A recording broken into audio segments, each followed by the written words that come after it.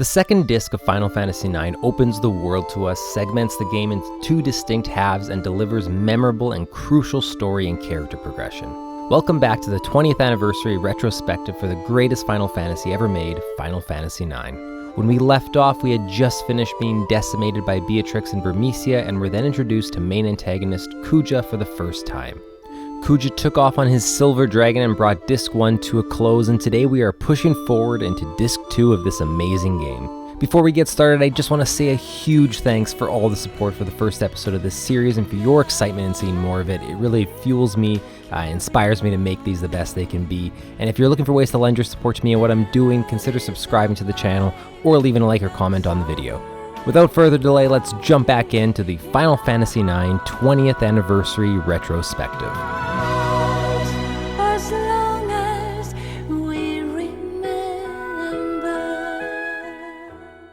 We begin Disc 2 by pivoting to Steiner and Garnet, who are continuing their journey to Alexandria, and after the dark and brooding Burmecia and the events at its conclusion, this is yet another timely change of scenery to refresh us and keep us intrigued. It's here that we're reintroduced to Tantalus, and the quest to save Blank is revisited, which keeps it in our minds and places added importance on it. We also get a brief visit from Black Waltz number 3, and while it is mostly a simple diversion and boss fight, we are again shown Steiner's ignorance and persistence to not see the situation for what it is. It's frustrating to watch Steiner continue to deny what he knows to be true, but yet it's also the proper build to Steiner finally abandoning the idea of following his duty blindly and beginning to make decisions for himself. Our next destination is one of the most unique and immersive locations in the game, Treno. Treno has a very distinct style and feel, and the dichotomy between the nobles and those less fortunate serves as a perfect backdrop to the city, but it is also relatable to our own world. Treno feels like a real place, if only exaggerated and extrapolated in fantastical ways. I love walking the streets and exploring the areas here. The goal here is to locate Supersoft, which could be the solution to saving Blank. However, Final Fantasy IX offers you further opportunities for exploration and discovering areas that are off the beaten path. Should you choose to leave the city while in control of Garnet, you have the opportunity to visit Quan's dwelling, which is a side area of the game. There are some optional items you can nab here early, and there's even some story hints to future developments with Vivi. Final Fantasy IX proves to have mastered the ability to tease the player and dangle future revelations and areas in a way that makes you want to continue to explore and see what you can find. After meeting Dr. Todd and recovering the Supersoft, Steiner, Garnet, and Marcus are off to Alexandria by way of Gargant. Once arrived, the gang is captured and the true colors of the Queen continue to bleed out, testing Steiner's loyalty even further. Before we can find out what happens, Final Fantasy IX once again leaves us with a narrative cliffhanger and switches us back to our party in Burmecia. Final Fantasy IX's multiple narrative locations and storylines never seem frustrating. Because of how well this game makes us care about each of these characters, each location and party group feels important, and I care about what's happening to them. So even though I'm upset to be left at a cliffhanger, I'm also rejoining another party that I care about, and I am just as intrigued and drawn into their story. We now head for Cleyra, which is a gorgeous set piece that takes place entirely on a large tree surrounded by protective sandstorms. Burmecia refugees have retreated here, and it seems to be the next target of the Queen and Kuja. The way up Cleyra serves as a unique dungeon of sorts and feels like a maze at times, but never feeling too frustrating either. Plus the backdrops here are just beautifully drawn. Once at the top, there is much to discover in the treetop village of Cleyra, and it's hard not to quickly fall in love with this place and its distinct beauty. Freya also has such a strong bond with the place that we feel all the more attached to it because of her, and we are reintroduced to Puck, which brings Vivi's emotional ties into the fold as well, and also ties them up with Freya. We also get a battle with an antlion, which is an enemy that veteran Final Fantasy fans will be familiar with. Making us care about Cleyra, as brief as our stay is important to allow the events that follow to truly hit us, especially when we see how desperate the citizens of Cleyra are to save their home. The musical dance ceremony is so memorable because we see Freya, who has been mostly a hardened fighter up until now, come out of her shell and show a different side of herself. There's something striking about seeing Freya performing a ritual dance with her people in order to safeguard this place, and it's for this reason that the ceremony failing is so unexpected. Normally when the time is given to a ceremony like this, at a moment like this, we expect success, even just initially. But as soon as the ceremony is completed, it immediately fails, and we get a jaw-dropping moment where all the protective sands that were enveloping Cleyra disperse. There's been such emphasis placed on the protective sands and their necessity that we feel the vulnerability of Cleyra now. This place seems so untouched yet so fragile. To see it completely open to enemy attacks is heart-wrenching. It's at this point that our multiple narratives finally begin to converge.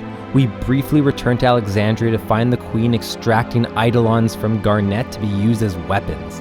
Alexandrian soldiers advance on Cleyra and the attack begins, and somehow, despite being the heroes of this story, we feel helpless.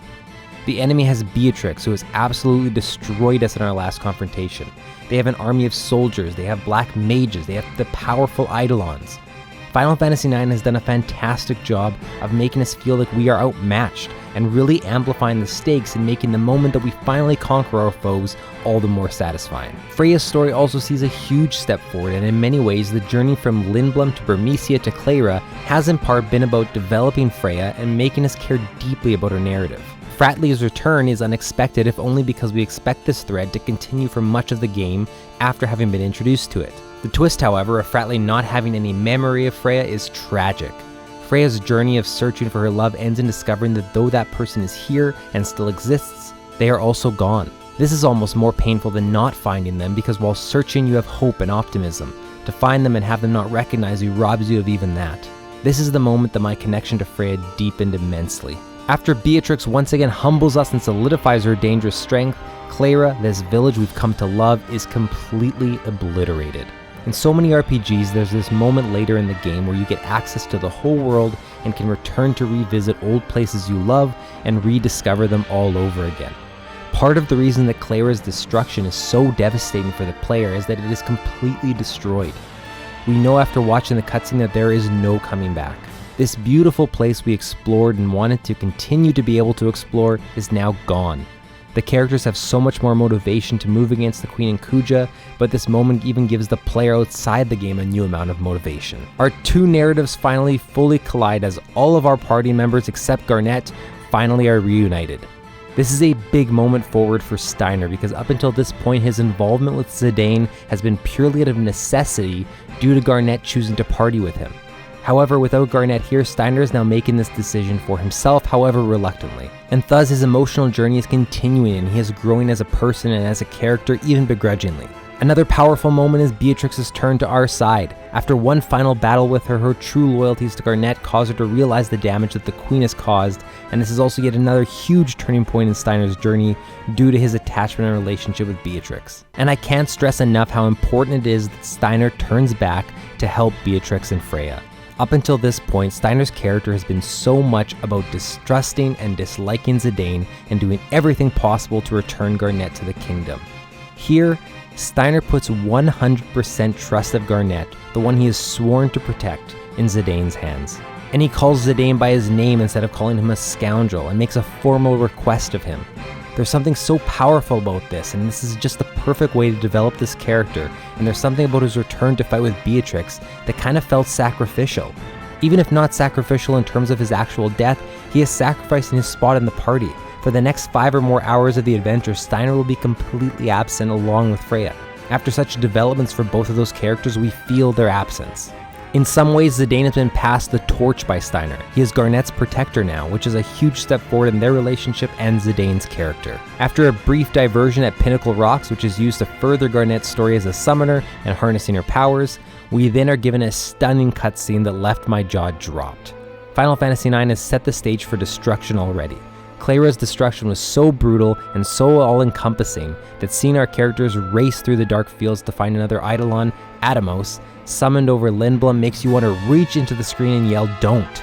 As I said before, Lindblum is my favorite location in the game, and I'm sure I'm not alone there. So in this moment, we truly feel like Square Enix is about to tear it away from us and destroy it just like they did with Cleyra. And even though the destruction isn't quite so severe, it's still hard to watch, and Garnet's emotions to her mother's action is heartbreaking, especially when we see the sheer satisfaction on the Queen's face.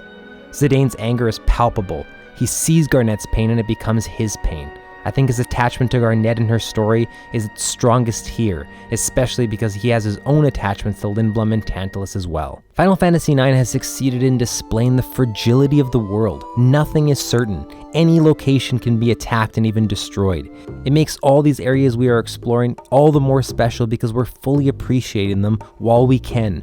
We never know when they might be torn from us. Exploring the destroyed and Alexandrian conquered Lindblum is infuriating.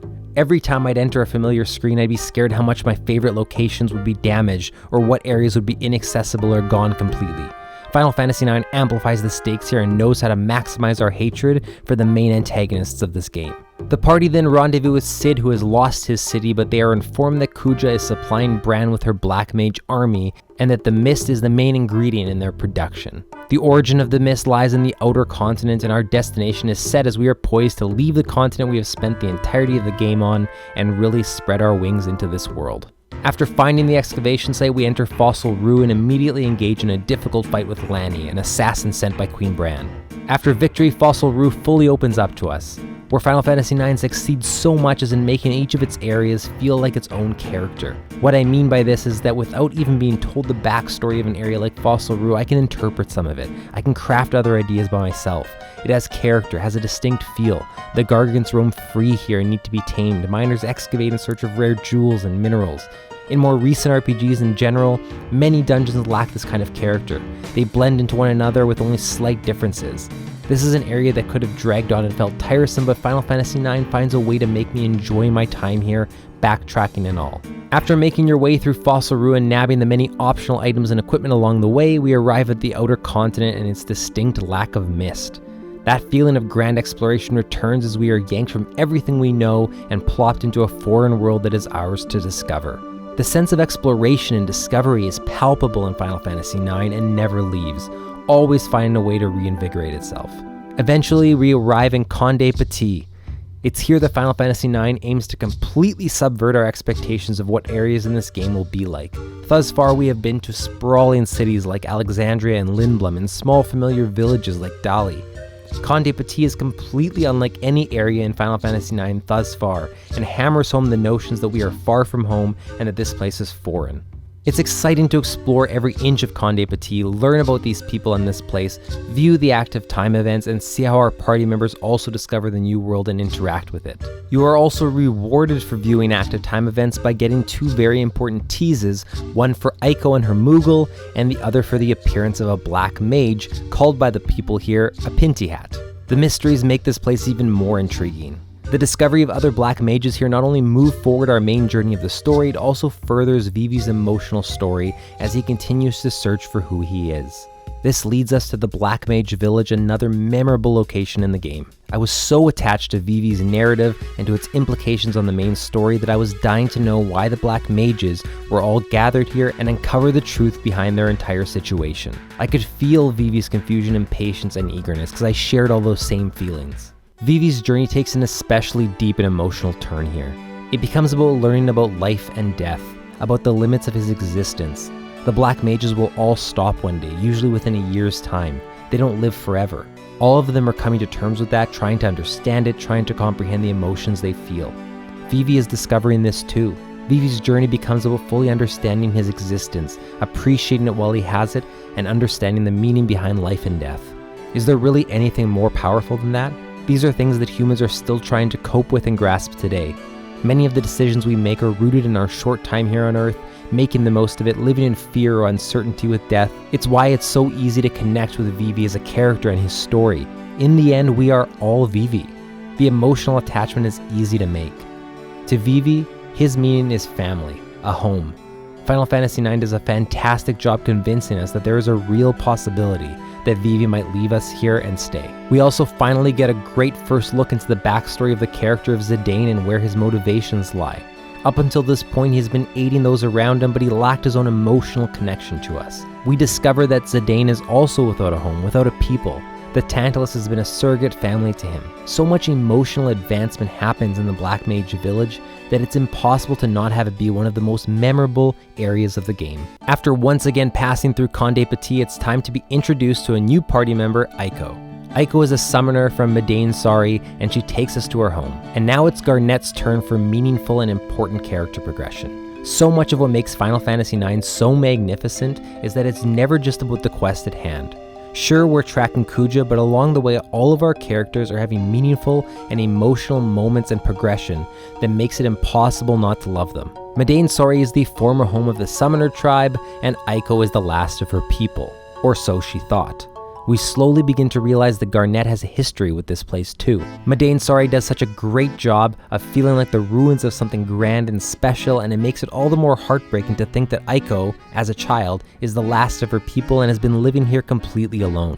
Well, not alone, she has the Moogles, but you can tell she has wanted more. Family, friends. Her tie to Garnet strengthens so much because she starts to feel those things in her. From here we venture to the Iifa Tree, an ominous and very important area of the game that is shrouded in mist on a continent that has none. Everything about the Iifa Tree feels ancient and alien. It's eerie to maneuver through here, and it's here that Soul Cage, the boss of the area, reveals that the Iifa Tree acts as a filter of sorts for the souls of the world. They come here and attempt to return to the crystal at the heart of the planet, and the Iifa Tree discards them as mist to the Mist Continent. And Kuja has been able to harness this mist, these souls, and turn them into weapons of war, the Black Mages. It's a startling revelation, and knowing that defeating Soul Cage will stop the mist places an added importance on this moment in the game. The cinematic that plays and shows the mist dissipating from around the world is powerful and exciting. We're eager to venture back and re-explore our original continent that is now mist-free. Upon returning to Madain Sari, Lanny is brought back into the fold, this time with partner assassin Amarant. It is here that Amarant interferes, not agreeing with Lanny's actions, and challenges Zidane. Amarant's character is the most ambiguous and hard to discern over the course of the game. It begins with him wanting to test his abilities and then expecting a warrior's death for his loss. However, after Zidane spares him, his journey becomes solely about understanding Zidane and why he made that decision. Why was his life spared? Amarant comes across as a selfish person who's confused by Zidane's unselfish behavior and dedicates himself to understanding that. Garnet now reveals what she has come to realize. She was born in Madain Sari. This is her home. Suddenly, the cutscene that opened the game has given meaning and understanding. The queen is not her mother. Her mother died in their journey over the sea. Garnet's character is evolved leaps and bounds with this information and giving a beautiful new context and contrast, as she is the princess of a kingdom, but also one of the last summoners of Madain Sari. Melodies of Life, the song that Garnet is always singing, is a song of Madain Sari, which is why no one else knows it on the Mist Continent. The pieces all begin to fit, and it's beautiful to watch it unfold. The party returns to the Iifa Tree to find Kuja and defeat him, and the queen turns on Kuja and summons Bahamut, one of the most powerful and well-known summons in all of Final Fantasy. Immediately we know that this will not end without loss. Kuja's words tease the future and more of his backstory, and then in a single moment, Kuja becomes the sole antagonist of the game. Utilizing a giant mysterious eye in the sky of unknown origin, he takes control of Bahamut and slaughters Queen Braun and her army. Garnet is able to have one final moment with her mother before she passes. The end of Disc 2 feels like a true ending of a chapter. The villain for the first 2 discs of this game is dead. Garnet takes over as queen, a moment that you could have expected would be the final moment of the game. The cutscene that plays is transformative and paints Garnet's journey as having a conclusion. Final Fantasy IX has created a story that has 2 distinct parts. Disc 1 and 2 and the story of Queen Braun and her downfall was the first part, and now everything that comes next in the battle against Kuja and his motives is the second half. Disc 2 leaves us with one final line from Garnet, one final new direction for her character. I will become a great queen.